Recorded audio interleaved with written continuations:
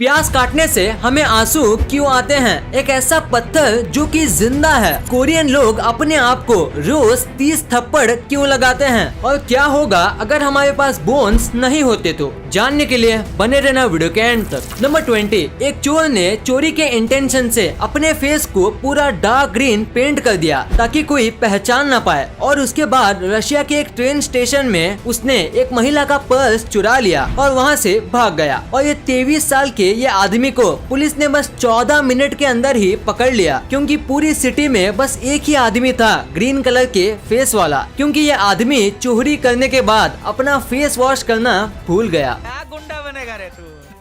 Number 19, ये fact आपके बहुत काम आ सकता है अगर कभी भी एक्सीडेंट होता है और अगर आपकी उसमें थोड़ी सी गलती है या बिल्कुल भी गलती नहीं है तो आपको स्टार्टिंग में जाके सॉरी नहीं बोलना चाहिए, क्योंकि सॉरी वर्ड आपको ही दोषी बताता है। और अगर ये मैटर बढ़ जाए और कोर्ट में जाए तो फिर लोग आपके सॉरी को आपके अगेंस्ट यूज कर सकते हैं, और बस झगड़ा खत्म करने के लिए बोला गया सॉरी आपको बहुत बड़ा जुर्माना भरा देगा। और ये बस मैं ऐसे ही नहीं बोल रहा हूँ, कई लोगों के साथ ऐसा हुआ भी है। नंबर 18, आपको टाइटैनिक मूवी के बारे में तो पता ही होगा। तो टाइटैनिक मूवी के एंड सीन में एक क्लॉक दिखाई जाती है और उस क्लॉक में 2:20 होते हैं, और ये एग्जैक्ट टाइम है जब रियल टाइटैनिक डूबी थी। रियल टाइटैनिक रात के 2:20 पे सिंक हुई थी। कितनी डिटेल्ड मूवी है ये, इसलिए ये एक मास्टरपीस कही जाती है। नंबर 17, एक आदमी ने एक बार अपने डेथ को फेक किया, यानी सबको ऐसे बताया जैसे कि वो मर गया, पर असल में वो जिंदा है, और वो भी बस ये देखने के लिए कि उसके मरने के बाद उसके अंतिम संस्कार में कितने लोग आते हैं। और सैडली बस एक ही जन आई और वो थी उसकी माँ। नंबर 16, ये एक बायोलॉजिकल फैक्ट है कि जितना बड़ा आपका दिमाग होता है उतनी बड़ी ही आपकी उबासी होती है। उबासी दरअसल आपके दिमाग को रिफ्रेश करने का काम करती है, और इसी वजह से जितना बड़ा ब्रेन होता है उतना टाइम रिफ्रेश करने में लगता है। नंबर 15, जो लोग घोड़े को पालते हैं उन्हें पता होगा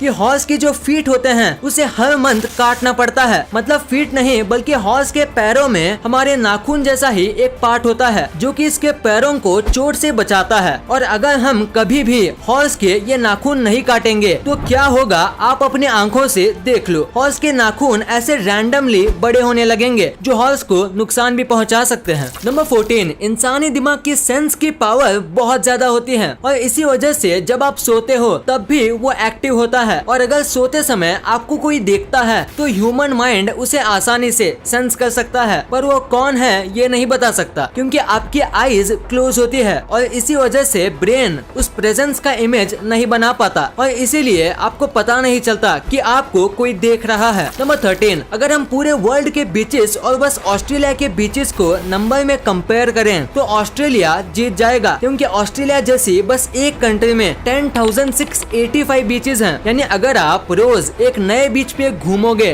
तो आपको 29 इयर्स लग जाएंगे सारे बीचेस घूमने में, और ये हम बस एक कंट्री ऑस्ट्रेलिया की बात कर रहे हैं। नंबर 12, ये एक साइकोलॉजिकल फैक्ट है कि अपने बॉडी के सामने कोई ऑब्जेक्ट पकड़ के रखने से ये इंडिकेट होता है कि आप शाई हो, यानी कि आप शर्मीले हो और बहुत ही नर्वस हो। और इसी वजह से जब भी आप कोई इंटरव्यू या कोई मीटिंग में जाओ तो आपको कोई भी ऑब्जेक्ट आपके बॉडी के सामने पकड़ के नहीं रखना चाहिए, और ऐसे अपने बॉडी के सामने बुक या ऑब्जेक्ट पकड़ने से आप ग्रुप में सबसे ज्यादा शाई और अंडररेटेड दिखोगे। नंबर 11, अगर मैं आपसे कहूँ कि एक ऐसा बर्फीला पहाड़ है जो बर्फ पिघलने पे खून निकालता है, ये जो पहाड़ है अंटार्कटिका में, इसे ब्लड फॉल माउंटेन भी कहा जाता है। यहाँ से अक्सर खून जैसा लाल और गाढ़ा पदार्थ निकलता है। ये कैसे और क्यों होता है, इसका जवाब फिलहाल तो साइंटिस्ट के पास नहीं है, पर आपको क्या लगता है इसके पीछे की वजह क्या है? हमें नीचे कमेंट्स में जरूर बताना। नंबर 10, ये थोड़ा वियर्ड है पर सच है। कोरियन लोग जो होते हैं, खासकर लड़कियां,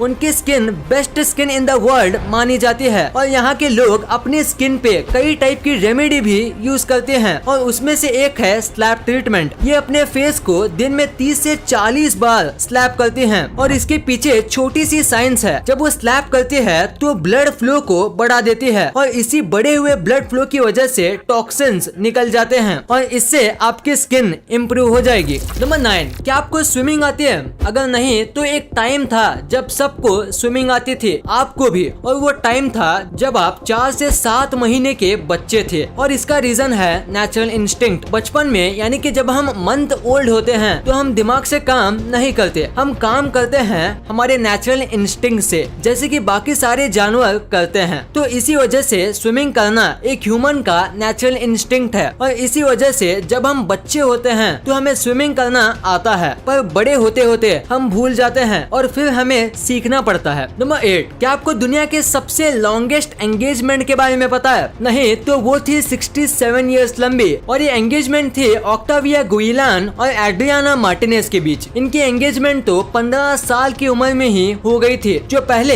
एक नॉर्मल एंगेजमेंट एज थी, पर उनकी शादी बहुत सारे रीजंस की वजह से नहीं हुई और फाइनली 67 इयर्स के बाद अभी जब ये 82 इयर्स के थे तब इन्होंने शादी की और तभी इन्होंने एक वर्ल्ड रिकॉर्ड भी बना लिया, longest engagement in the world का। नंबर 7, साल 1950s में सिगरेट को इस तरीके से मार्केट किया गया था जैसे वो हेल्थ के लिए अच्छी होती है, यानी सिगरेट को ऐसे बताया गया था कि वो सबको पीना चाहिए और खासकर जब आप बीमार हो, और इसीलिए कई हॉस्पिटल में सिगरेट को मेडिसिन की तरह रखा जाता था और पेशेंट्स को दिया जाता था। जैसे कि आप इस इमेज में देख सकते हो, एक नर्स एक पेशेंट को सिगरेट दे रही है ताकि वो जल्द ही ठीक हो जाए। नंबर 6, अगर मैं आपसे कहूँ कि एक ऐसा पत्थर है जो जिंदा है तो क्या आप यकीन करोगे? अगर नहीं तो जानिए पेरू और चिली जैसे जगहों पे पाया जाने वाला पत्थर द लिविंग रॉक के बारे में। इसका एक्चुअल नाम प्योरा रॉक है और ये पत्थर के अंदर खून और कुछ ऑर्गन्स होते हैं और आप इस पत्थर को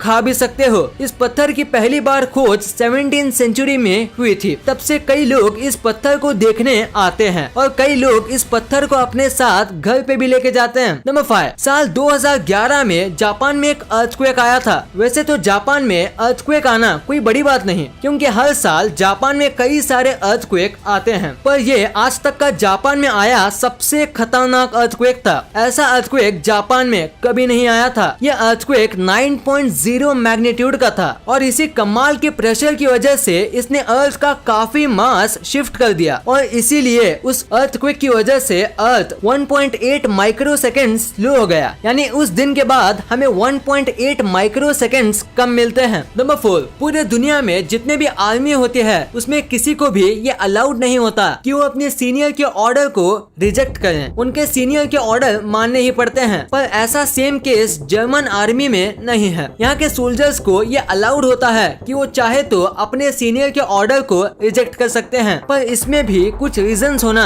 जरूरी है। मतलब अगर सीनियर के ऑर्डर ह्यूमन डिग्निटी को वायलेट कर रहे हैं तो वो रिजेक्ट कर सकते हैं, और अगर उसमें किसी की जान दाव पे है तो वो भी रिजेक्ट कर सकते हैं। नंबर 3, अगर एक 50 kg की लड़की हील पहनती है तो वो एक 2700 किलो के एलिफेंट से भी ज्यादा फोर्स अर्थ पे डालती है। सुनने में तो नामुमकिन लगता है पर ये बिल्कुल सच है, और ऐसा इसलिए क्योंकि जिस ऑब्जेक्ट का सरफेस एरिया कम होता है वो ज्यादा फोर्स देता है, और एलिफेंट के पैर फ्लैट होते हैं और इसीलिए वो इतने वेट के बाद भी बहुत कम प्रेशर जमीन पे रिलीज करती है। नंबर 2, प्याज को काटने से आंख में से आंसू क्यों आते हैं? ये चीज आपने एक ना एक बार जरूर सोची होगी। तो इसका सिंपल सा रीजन है प्याज में मिलने वाला एंजाइम। प्याज में एक खास प्रकार का एंजाइम मिलता है जो कि प्याज काटने पे हवा में फैल जाता है, और यही एंजाइम जब आंखों में जाता है तो दर्द होता है। 1980 के पहले लोग मानते थे कि प्याज की जो स्मेल होती है उसकी वजह से आंख में आंसू आते हैं, पर जब इसके ऊपर रिसर्च की गई तब पता चला कि आंख में आंसू स्मेल नहीं बल्कि इसकी केमिकल प्रॉपर्टी में आने वाले एक एंजाइम की वजह से आंसू आते हैं। और प्याज काटते समय प्याज को पानी में रखो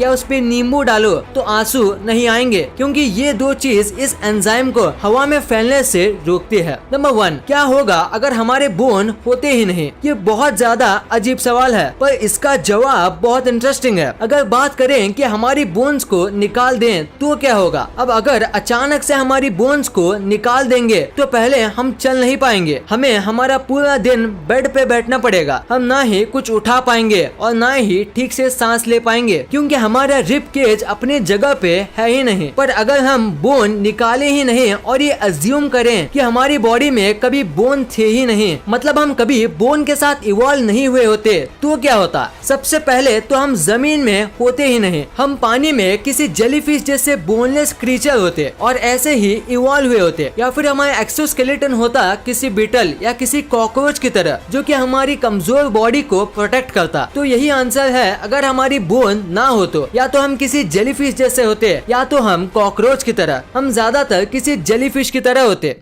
इस वीडियो को शेयर करना, क्योंकि आप ऐसी वैसी वीडियो तो शेयर कर देते हो लेकिन इन्फॉर्मेटिव वीडियो को छोड़ देते हो। तो इस वीडियो को अपने फैमिली और दोस्तों के साथ शेयर कर दीजिए। और जैसे कि आप देख सकते हो कि हमारे देश में कोविड की वजह से हालात बहुत खराब है, तो आपका और अपने अपनों का बहुत ख्याल रखिएगा। वीडियो पसंद आई तो लाइक करना, क्योंकि अगर यहाँ तक देखी है तो पसंद आई होगी। और चैनल को सब्सक्राइब करके बगल वाले बेल आइकन को दबाना मत भूलना। And thanks for watching this video.